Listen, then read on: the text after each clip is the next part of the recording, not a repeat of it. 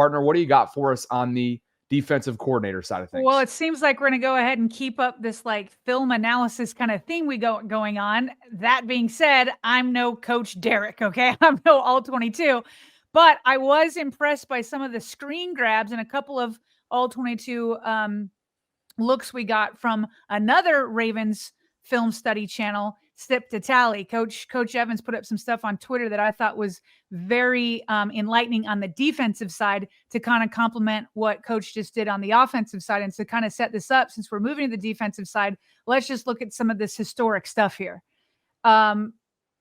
This is an historic in a bad way, in the worst way possible. Okay, the Ravens 96 points that they've given up so far this season, as we've said, they're the number 31 defense when it comes to points per game. It's the second worst. But those 96 points that they've given up, that's the most they've given up in the first three games in the franchise's 30-year history. That's how bad it is. We are historically bad on defense right now. Entering this season, Baltimore was 96-10. That's a 90% win percentage since 2000 when the Ravens have scored 30 or more points. It's insane. It's historically bad. So what are some things? I agree with Coach. I'm going to get to some of like the out physical stuff, and the players just sometimes got to make tackles and all that. But let's look specifically at some of these things that Coach Evans pointed out. Let me see if I can make this a little bit bigger so that we can see it better. So Coach Evans puts up just this screen grab. We're not going to run through the whole film. But he says, what's wrong with this picture even before the play starts? Bobby, for the audio-only people, this play right here, the Detroit Lions have the ball just inside the 5-yard line ready to score. Okay, they are ready to score 5 yards out. And look at the personnel package here.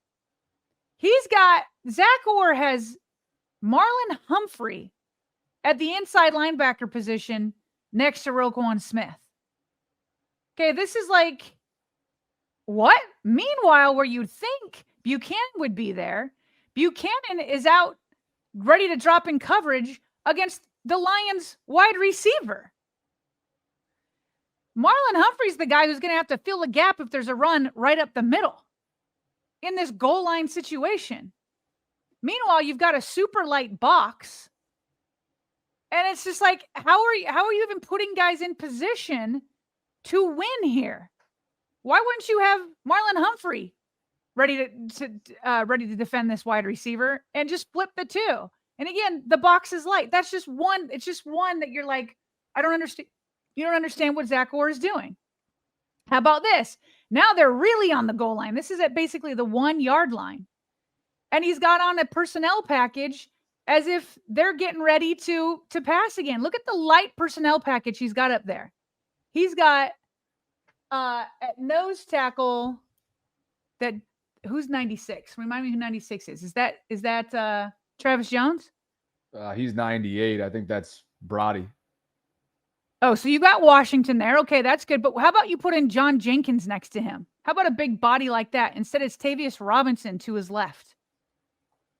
And then let me look to his right here. That's a 98 there, is that? So that one's Travis Jones. Yeah. That one's Travis Jones. And it's like, but you've got all these light guys to the side. Like, let's bring in as big and as hefty guys as you can. Where's John Jenkins?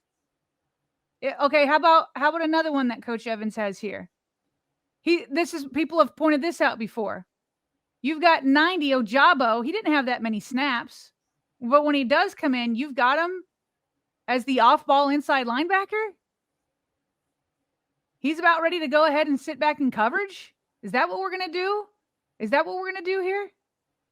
And then look at Stark's way up there.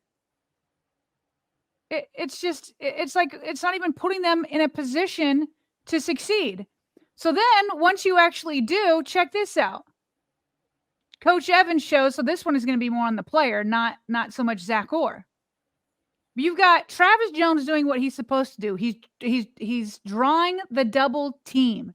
Coach Evans is begging Roquan Smith to fill in because now he should have a direct angle, completely clean. You want defensive tackles.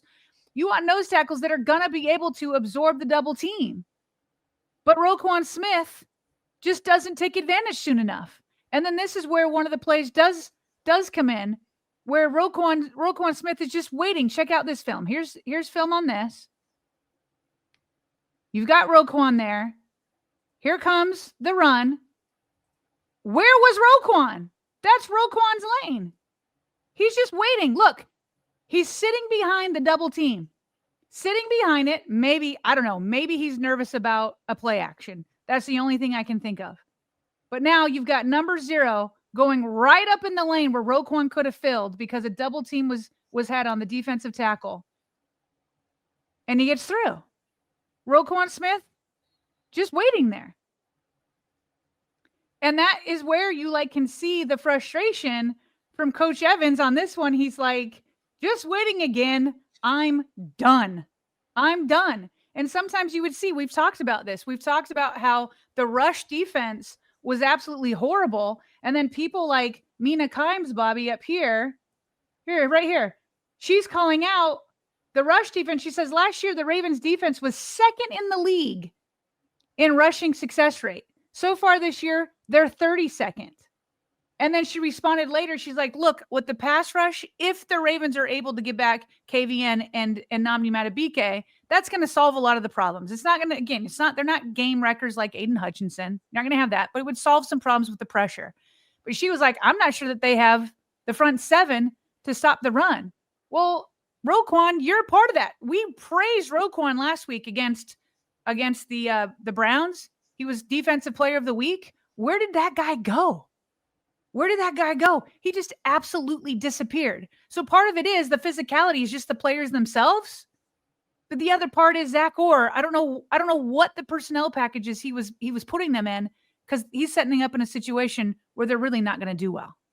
This sets up nicely for Chris Long's analysis on this, because not only does he mention Roquan, Sarah, but he sees this lack of whether it's physicality or tenacity or just straight up not being feared, as Marlon Humphrey kind of hinted at all offseason long. And Chris talked about this Ravens defensive performance from Monday night.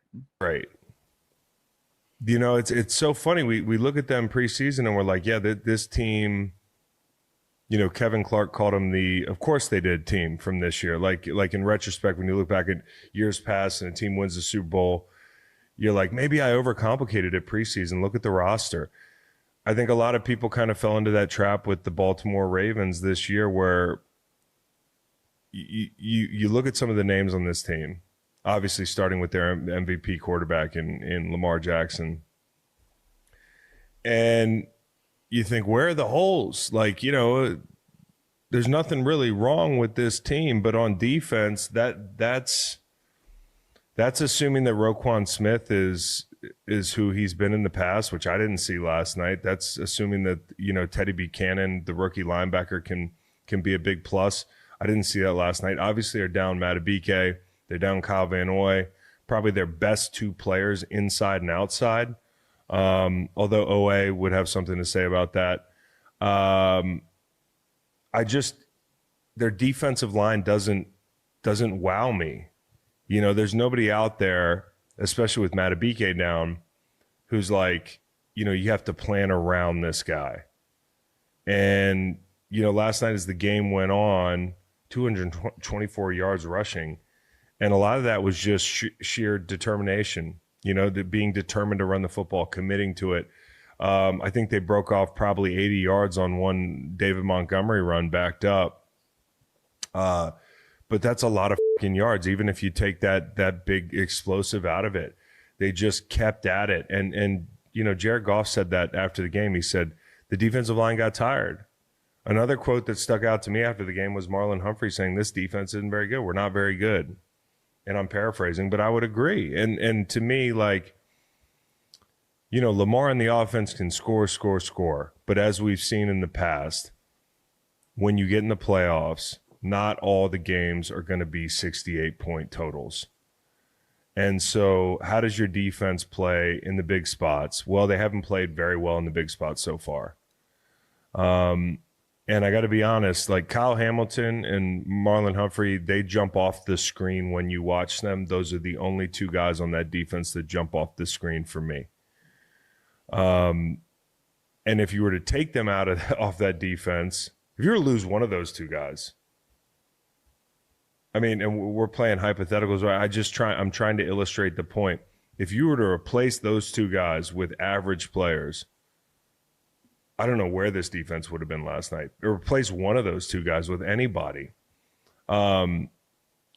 It was just not pretty. They could not get a pass rush on Jared Goff. We all know who Jared Goff is when he's clean. T Sizzle probably would agree, Sarah. He tweeted out a GIF here. His frustrations.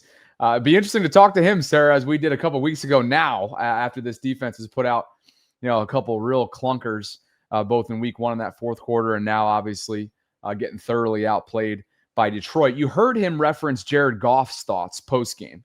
And I listened to that press conference, and I'll just add some context to that from Chris Long just a second ago. It was essentially with those 90-plus yard drives where they just methodically, right? One of them was 98, a 98-yard drive. They just methodically wore down the Ravens throughout that, Sarah, in a bunch of different ways. Jared was essentially saying, hey, my offensive line was gassed, but they were playmaking for me. They were, yes, worn down, but they were working through it. And he's like, they were tired, but Baltimore's defensive line was more tired. And that right there, we saw that in the fourth quarter in Buffalo, and we saw it again at times on Monday night. This is a defensive front that does not wow guys like Chris Long, who played defensive end himself, and ultimately they have not been able to finish games for 4 quarters, Sarah. I saw Terrell Suggs put up this meme, the one where you put your hand in your face and you're just like shaking your head, and it's just like, yeah, I don't want to hear about this Ravens standard anymore. Like, the days of Terrell Suggs are over.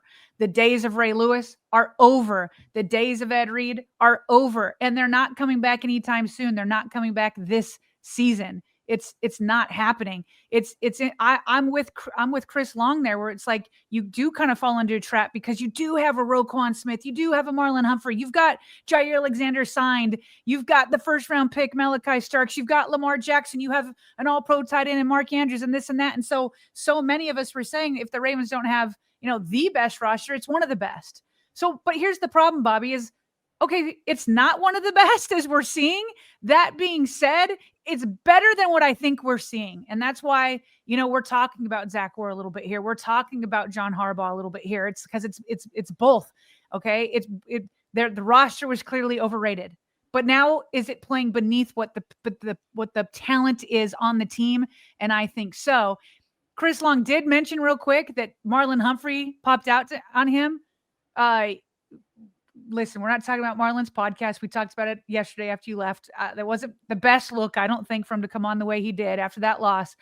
But, and Marlon did get cooked a few times by Amon St. Brown. However, he was hustling. Unlike a lot of the guys, like we just pointed out with Roquan Smith, where you're like, what are you doing?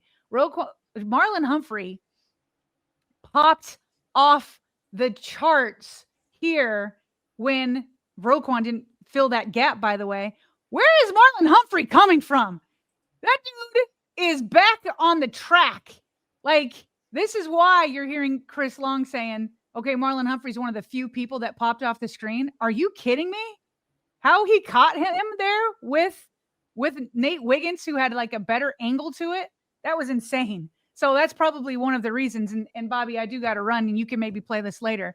The other problem is because of those injuries, young rookies like Aeneas Peebles, like Mike Green, like Malachi Starks, if Ardarius Washington hadn't been injured, these are guys that you could have brought along on a pace that would have been more appropriate, right? I still believe in all 3 of them.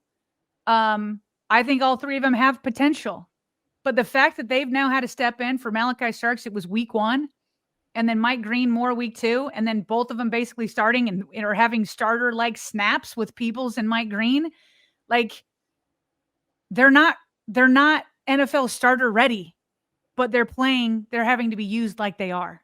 So it's like all these different complex issues. Zach Orr not putting him in the best position. People like Roquan Smith not playing the way we think he should as an all-pro.